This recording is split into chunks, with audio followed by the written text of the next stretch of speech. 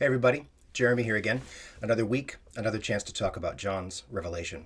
And we're getting into the business of the 7 letters, which is quite complex and expansive, and I'm not going to talk about everything in those letters right now, but I do want to highlight one thing that I think makes all the letters a little clearer, and that comes from this letter to Laodicea.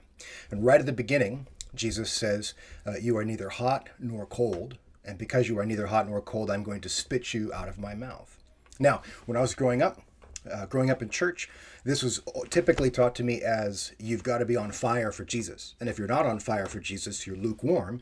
And then Jesus, when he judges you, will spit you out of his mouth. But that's not what it's saying at all.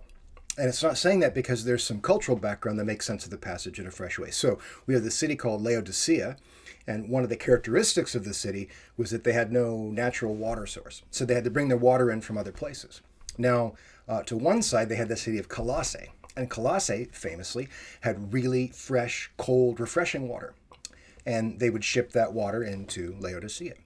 On the other side, they had Hierapolis. And Hierapolis is famous for hot springs, really warm, soothing, hot spring water. And so they would ship it in. Romans loved building aqueducts, so they built aqueducts to ship the water in. But by the time the water got to Laodicea, it was neither hot anymore, and neither was it cold anymore. It was compromised. It was lukewarm. I thought of a little illustration, and I actually have 2 pretty fresh cups of coffee. Now, coffee is one of my favorite beverages, and I used to work for a Vietnamese church, and every Sunday I would get this business called café soda, which is iced coffee. And this is fresh Vietnamese ice. Listen to that delightful sound. I'll take a sip. Unbelievable. Cold, refreshing, wonderful. But you can also get on the menu at a Vietnamese restaurant, café so nong, which is the hot version. Also, really rich coffee, sweetened condensed milk, brewed to perfection. Oh, energizing and wonderful. And that's a bit what it's like. The hot coffee is good. The iced coffee is really good. You know what's not good? What's not good is this day-old coffee that I kept in a mug just for this purpose so I could sip the... Oh, that's disgusting.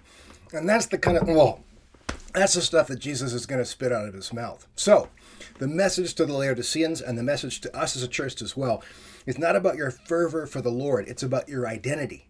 If you're supposed to be cold and be refreshing, be cold and refreshing. If you're supposed to be hot and nourishing, be hot and nourishing. The problem is compromise. Have you compromised with the world so that you're no longer distinct from it? You don't have an identity anymore. Do you smell more like the world than you do like Christ? Are you acting more like the world than you are like Christ? And that's the message to Laodicea. And if Jesus returns in judgment and finds that we've compromised too much, that's why he spits us out of his mouth, not because we don't have enough fervor. So, that's the message to the Laodiceans. That's your message on John's Revelation this week. And now I have some delicious iced coffee to enjoy. Blessings.